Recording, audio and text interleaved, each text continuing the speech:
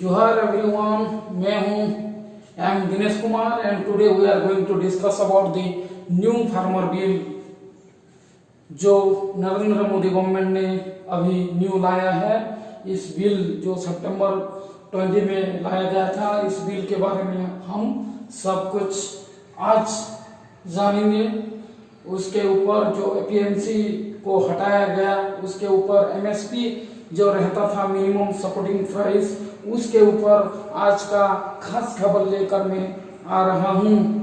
So my friend, never forget to like, share and subscribe my channel because I don't want to make money from this. I just want to create a awareness in our locality.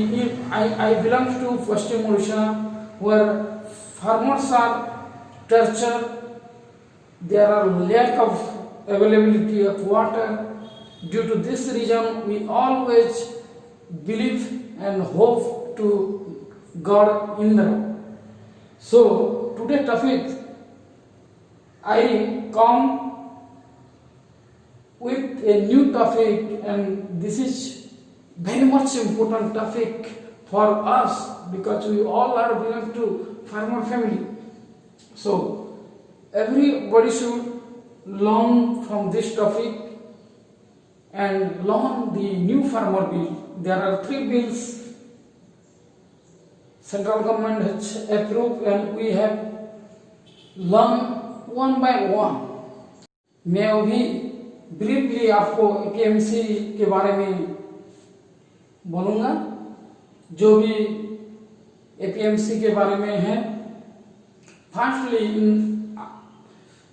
In 1947, after 1947 what happened in India? India government thought that the farmers were exploited by the lenders and many type of businessmen. It is not in that after 1947, before 1947, when India government, India was ruled by the Britisher, at that time also क्या हुआ, भारतीयों को और उसके जो किसान रहते हैं, उसकी किसानों को ब्रिटिश गवर्नमेंट एक्सप्लॉइटेशन किया था। एंड उसके बाद भी जो जमींदार रहते थे उन लोगों ने भी एक्सप्लॉइटेशन किया था। ब्रिटिश गवर्नमेंट के जो रहता था वो कॉटन से शुरू हुआ था, प्योर कॉटन से। एंड 1938 में इंडिया गवर्नमेंट ने इसके बारे में कुछ लॉ मेकिंग किया था। After then, after India got independency, then India government took so many rules and regulations to control the lander थे उससे और जो ट्रेडर थे उससे, जैसे इंडियन फार्मर बच सकते हैं, उसके ऊपर इंडिया गवर्नमेंट ने एक नियम शुरू किया था। उस नियम और उस कमिटी को कहा जाता है एपीएमसी एंड एक्ट किया गया था। एपीएमसी का जो मतलब है agricultural product and market committee. APMC जो रहता था उसमें क्या किया गया, जो एरिया रहता है, एरिया को टुकड़े टुकड़े करके उसको एक पार्ट करके उसमें एक एपीएमसी या मंडी किया गया था। और वो मंडी में मिनिमम सपोर्टिंग प्राइस में किसान क्या करेगा, उसका जो रहता था अनाज, जो एसेंशियल अनाजों गवर्नमेंट के अनुसार 22 एसेंशियल अनाजों को वो एमएसपी में मिनिमम सपोर्टिंग प्राइस में खरीदेगा। तो उसके बारे में हम अभी कुछ पढ़ेंगे। तो क्या एपीएमसी उस वक्त सही था या गलत था?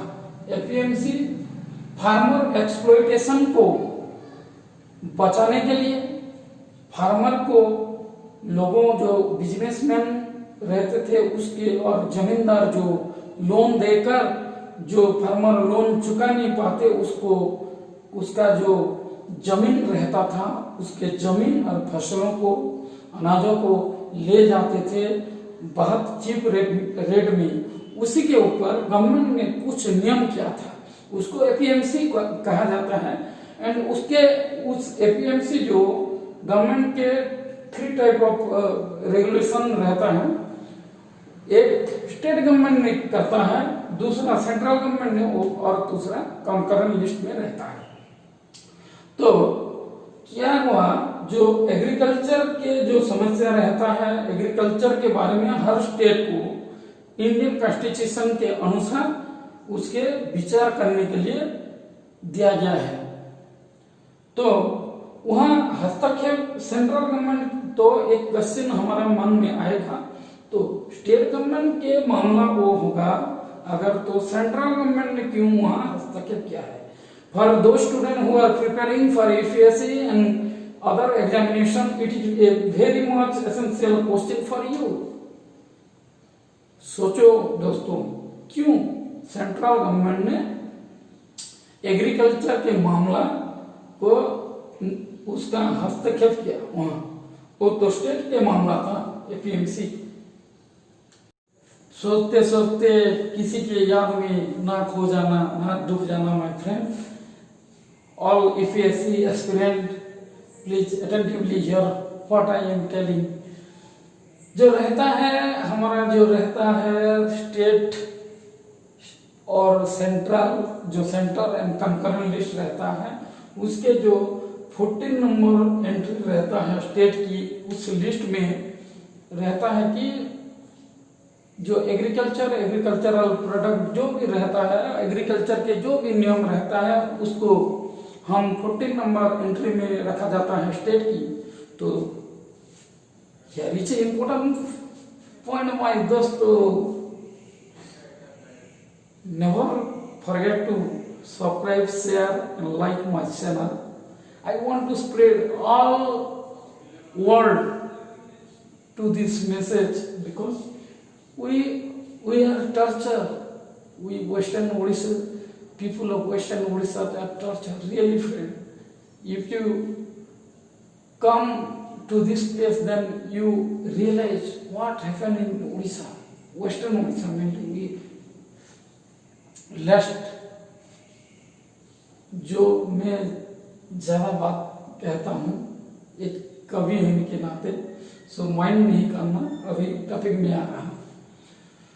तो जो रहता है कंकरेंट लिस्ट की एंट्री 33 में, और जो धारा 248 एंड आर्टिकल 249, जो मेनली आर्टिकल 248 में रेसिड्यूरी पावर जो रहता है, रेसिड्यूरी पावर में क्या किया कि गवर्नमेंट उसके मेनली रेसिड्यूरी पावर से भी मेन ज्यादा इंपॉर्टेंट है आर्टिकल 249, वो नेशनल इंटरेस्ट को बताया जाता है। नेशनल इंटरेस्ट में जो कहा गया है आर्टिकल 249 में, अगर वो स्टेट में भी हो, तो अगर नेशनल इंटरेस्ट की बात कहा जाएगा तो वो सेंट्रल गवर्नमेंट हस्तक्षेप करेगा।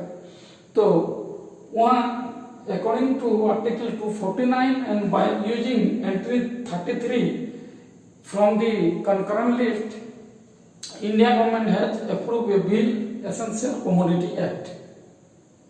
तो वो रहा है जो नया बिल के आगमन हुआ है, newly coming to this government, and how it will be fruitful in the India. We have to succeed and successfully we have to wait to this bill।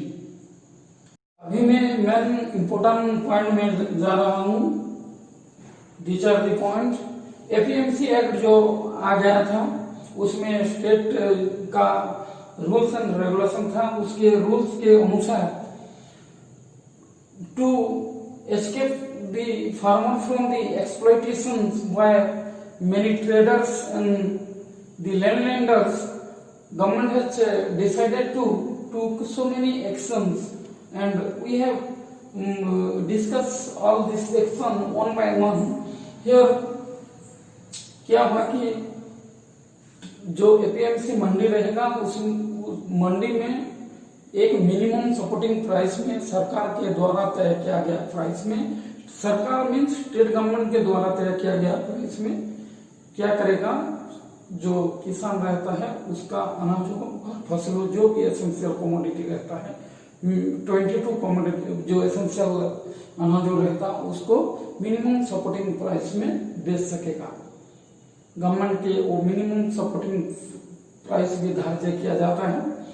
And उससे क्या होता है, डायरेक्ट एक ट्रेडर ने, एक व्यवसायी हो या बिजनेसमैन फार्मर के पास, किसानों के पास जाकर वो डील नहीं कर सकता, क्योंकि उस डीलिंग से एक्सप्लॉयटेशन हो जा रहा था। मैं कुछ पहले आप सभी को उसके बारे में कहा हूं, कैसे 1947 के बाद और उसके पहले लैंडर एंड जो ब्रिटिशर एक्सप्लॉयटेशन कर रहे थे।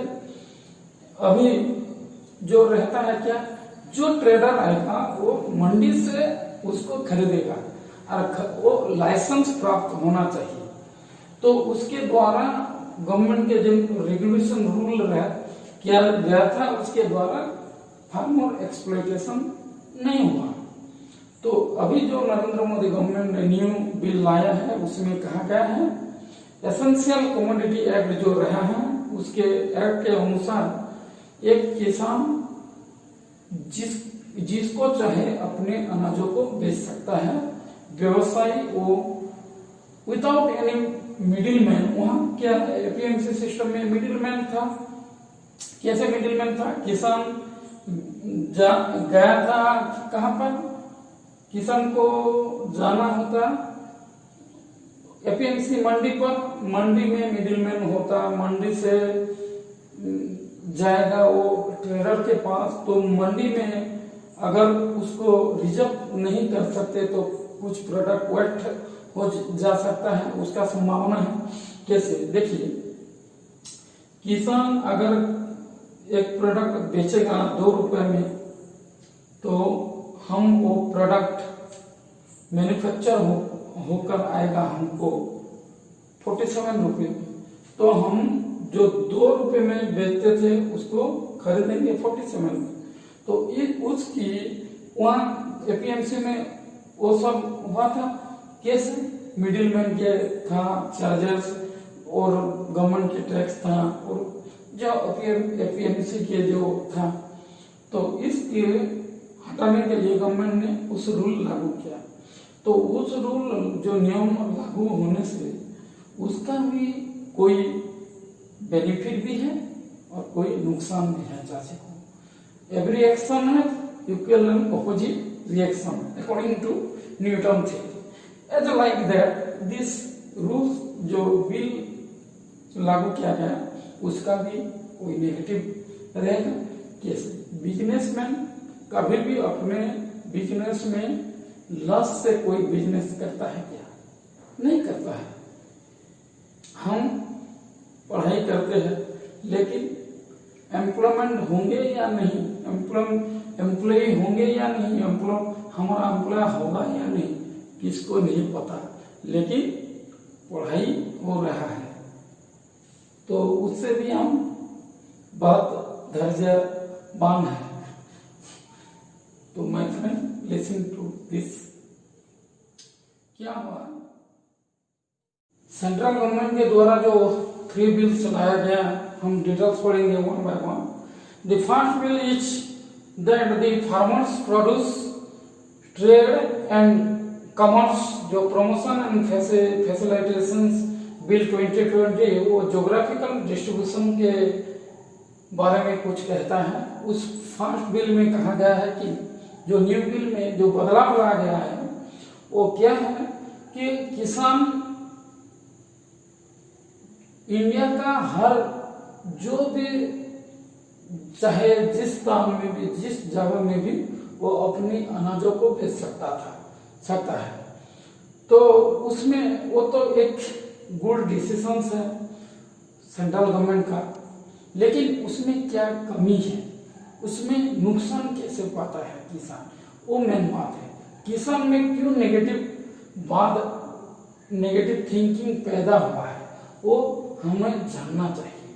जो अभी रोड में उतरे ट्राई कर रहे हैं किसान, पंजाब हो, उड़ीसा हो, या जो भी बिहार में नहीं, वो एपीएमसी हट के बिहार में उस बिल को पहले से ही प्रयोग किया गया था, लेकिन मैं कुछ देर में उसके बारे में बोलूँगा। आप देखिए वहाँ क्या है, फार्मर प्रोड्यूसर जो ट्रेड रहता है, जोग्राफिकल जो डिस्ट्रीब्यूशन रहता है, मैं उड़ीसा का हूँ। मैं अगर चाहूँगा मेरा प्रोडक्ट वहाँ सही रेट नहीं मिलता तो मैं जाकर पंजाब में मेरा जो उत्पाद है, जो अनाज है, वहाँ उपज है, वहाँ बेच सकूँगा।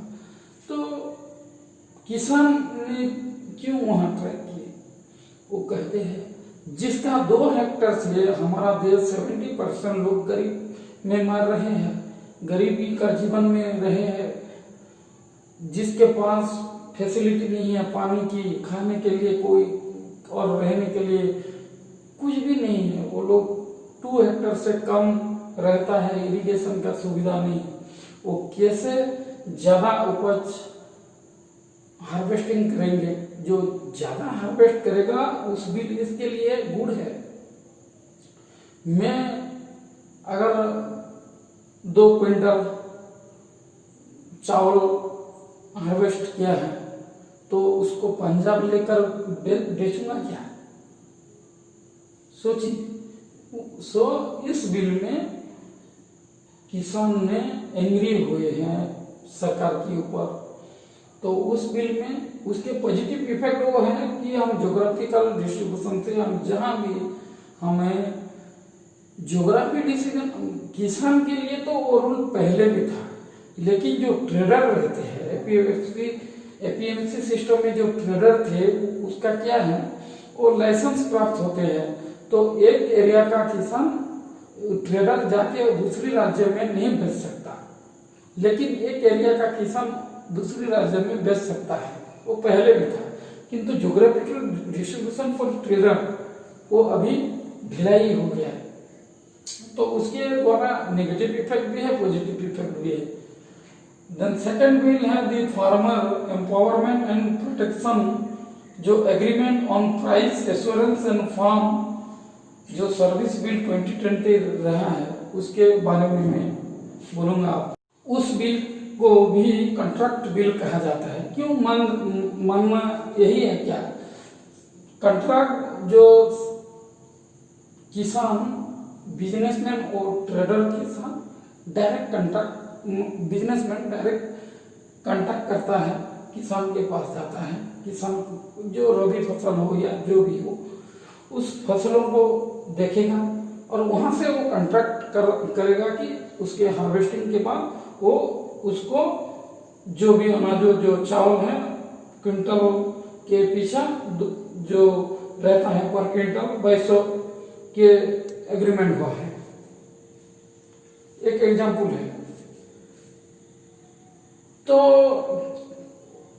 अगर वो हार्वेस्टिंग, उसके पॉजिटिविटी देखिए, पॉजिटिविटी वो हार्वेस्टिंग होने से पहले अगर किसान के अनाजों में कुछ खराब हो गया नेचुरल कैलामिटी के द्वारा और कुछ भी फसल सही से उत्पन्न नहीं होगा, तो भी वो कॉन्ट्रैक्ट क्या है उसके लिए वो उस रेट में कॉन्ट्रैक्ट करने से उस रेट में खरीदेगा, एक पॉजिटिव पॉइंट।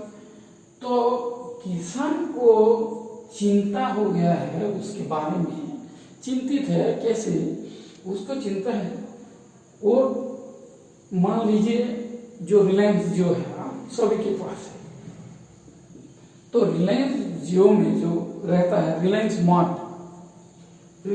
में मेरा साथ एक कॉन्ट्रैक्ट साइन किया है, किसान, मैं एक किसान हूँ, कॉन्ट्रैक्ट किया है, वो खरीदेगा।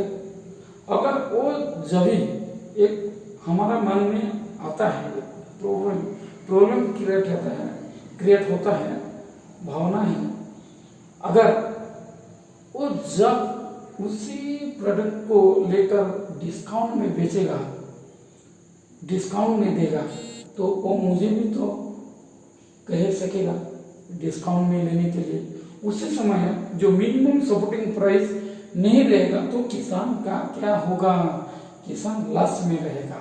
इसलिए किसान उसके बारे में ट्राई करते हैं। सरकार को उसके विनती है कि मिनिमम सपोर्टिंग प्राइस रहना चाहिए, और जो भी बिजनेसमैन और ट्रेडर रहता है मिनिमम सपोर्टिंग प्राइस देकर उससे ज़्यादा होगा तो बेटर होगा। उस बिल के अंदर उसका जो किसान और ट्रेडर का डील है, बिजनेसमैन वो डायरेक्ट जाकर वो डील करेगा। तो अगर नहीं होगा तो मिनिमम सपोर्टिंग प्राइस रहना चाहिए, वो किसान का आवाज है। And the third bill is that the essential commodity amendment bill 2020। मैं एक फिर बोलूंगा 2 नंबर बिल के लिए। क्या था, पहले से एपीएमसी था। एपीएमसी में क्या होता था, किसान जाकर बेचता था अपनी अनाजों को, और वहाँ जो मिडिलमैन रहते हैं एपीएमसी के द्वारा जो मंडी में उसको ट्रेडर के साथ बेचते थे, वो लोग ट्रेडर खरीदा था। तो उसमें क्या होता है जो एपीएमसी था वो गवर्नमेंट का था, स्टेट गवर्नमेंट का था। तो एपीएमसी में स्टेट गवर्नमेंट ट्रेडर से 3 या 4% या जो भी टैक्स पाता था। तो एपीएमसी जब हट जाएगा, देखिए हट जाएगा जरूर, गवर्नमेंट नहीं कहता है तो भी हटेगा, क्योंकि आप अपने माइंड में याद कीजिए what is about the condition, what condition about the BSNL as competitive. जब एक प्राइवेट कंपनी आएगा तो क्या होगा, जो ब्रिटिशर आए थे इंडिया को व्यवसाय करने के लिए, तो वहां क्या किया, अपनी स्प्रेड किया व्यवसाय, देन अपनी रूल्स, कंपनी रूल्स वहां बनाया गया था। इसी तरह एपीएमसी भी कुछ ही देर में उठ जाएगा, क्योंकि हट जाएगा, क्योंकि गवर्नमेंट के टैक्स नहीं पाएगा, गवर्नमेंट स्टेट गवर्नमेंट नहीं पाएगा, वहां से सेंट्रल गवर्नमेंट उपलब्ध करेगा। So this is all about this bill. APMC में वो होता था, और जो टैक्स पाता था स्टेट गवर्नमेंट उसको अपनी लोगों। एंड तीसरी बिल जो लाया गया है वो एसेंशियल कमोडिटी अमेंडमेंट बिल 2020। उसके बारे में हम अभी पढ़ेंगे। एसेंशियल उस बिल को हुडिंग बिल भी कहा जाता है। हुडिंग इसलिए कहा जाता है, एसेंशियल कमोडिटी जो एपीएमसी में एक्ट था कि एक व्यवसायी और ट्रेडर जितना गवर्नमेंट के द्वारा, स्टेट गवर्नमेंट के द्वारा तय किया जाता है उसके से अधिक ज्यादा वो अपनी गोडाउन में नहीं रख सकता है अनाजों को। लेकिन वहां क्या होगा, उस बिल में लाया गया है न्यू अमेंडमेंट से, जितने चाहे उसका मर्जी वो रखेगा, उसके ऊपर कोई भी रूल्स रेगुलेशन नहीं होगा। उस बिल में फार्मर्स ने, किसानों ने एंग्री क्यों हुआ, पॉजिटिव तो है, वो ब्रॉडली बिजनेस होगा, इंडिया का आर्थिक स्तर में विकास करने के लिए वो ठीक है। उसका नेगेटिव इफेक्ट क्या हो सकता है, थोड़ा चिंता कीजिए। इसका नेगेटिव इफेक्ट होगा कि जब एक ट्रेडर में अपनी गोडाउन में अनाजों और उपज को रखेगा, उसके ऊपर कोई नियम नहीं होगा सरकारी की, तो उसका द्वारा वो इलीगली जो कर सकता है, इलीगल भी होगा। इलीगल होने से क्या होगा, उसने एक संगठन बनाकर, वो बिजनेसमैन मिलकर एक संगठन करेंगे और उस संगठन जो फार्मर को क्या कहेंगे, बोलेंगे कि उस साल हमने उस रबी सीजन और जो भी हो, उस साल हम अनाजों हमारा गोडाउन में बहुत है, हमें उस साल नहीं चाहिए, अपने नेक्स्ट साल में हम खरीदेंगे। तो उसके द्वारा क्या होगा, जो फार्मर होंगे उसको कम रेट में उसको बेचना पड़ेगा। तो उसकी द्वारा मिनिमम सपोर्टिंग प्राइस जो एपीएमसी में तय किया गया था उस एमएसपी नहीं होगा। उस सारी नियमों से तो क्या होगा, किसानों को लॉस होगा, इलीगली एक्सप्लॉइटेशन करेंगे, एक्सप्लॉइटेशन वो लोग करेंगे। तो ये भी एक नेगेटिव इफेक्ट हो सकता है। उसी के आज का वीडियो हम 3 बिल्स न्यू बिल्स का पॉजिटिव व्यू एंड उसका नेगेटिव व्यू के बारे में डिस्कस किए हैं। अगला वीडियो में मैं नया वीडियो लेकर आऊँगा, तो मुझे सपोर्ट कीजिए यूट्यूब चैनल पर। मैं कैसे अपनी कौशल के विकास में, कौशल जो मेरा राज्य होगा, अभी तो मैं उड़ीसा का हूँ, कौशल अनडिवाइडेड पार्ट ऑफ उड़ीसा मेरा जो राज्य होगा, हम अनडेवलप है, हमारे ना जमीन है, ना हमें इरिगेशन है, ना हम डेवलप किए हैं। उसके विकास के लिए उस जगह के हर छात्रों का, हर स्टूडेंट, हर व्यक्तियों का प्रशासनिक सभा में योगदान के लिए मैं उस सब वीडियो बनाता रहूँगा। इसलिए मुझे सपोर्ट कीजिए। मेरा जब लोकल लोगों विकास करेंगे, मेरा लोकालिटी का जब छात्र बाहर में पढ़ेंगे, उन्नति करेंगे, तो मेरा जो वो वीडियो में आज बना रहा हूँ उस कामयाबी होगा। मैं उस दिन मुझे चैन का नींद आएगा, यही मेरा मानना है। और मेरा जो लैंग्वेज है, कौशली लैंग्वेज या संबलपुरी लैंग्वेज, उस लैंग्वेज में मेरा जो रहते हैं भैया बहन किसान, उसके लिए एक पोएम डेडिकेट करना चाहता हूँ। सो अगर कोई देखते हैं मुझे इनर देवता के भरसा करी ये बलांगीर बरगड़ सोनपुर चाषी चाष करसी, इनर देवता के भरसा करी ये बलांगीर सोनपुर चाषी चाष करसी। आइले मरुड़ी बात्या विपत्ति चाषीर भूकर कह और आखिर लुह सहिनी पारे करी, लुनर बोझ सहिनी पारे करी चाषी बेकर लगासी। मरी की बात तो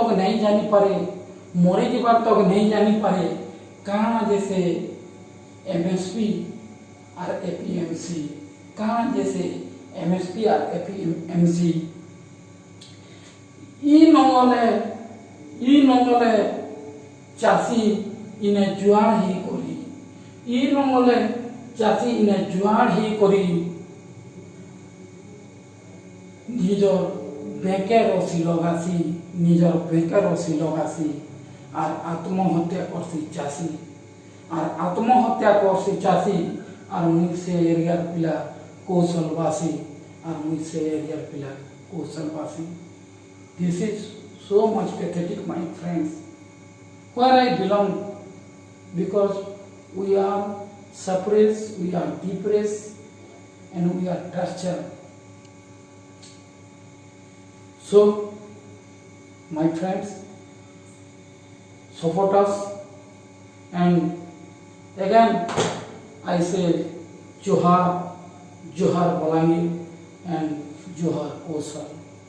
Goodbye, my friends. Take care and never forget to subscribe, share, comment and like to my YouTube channel.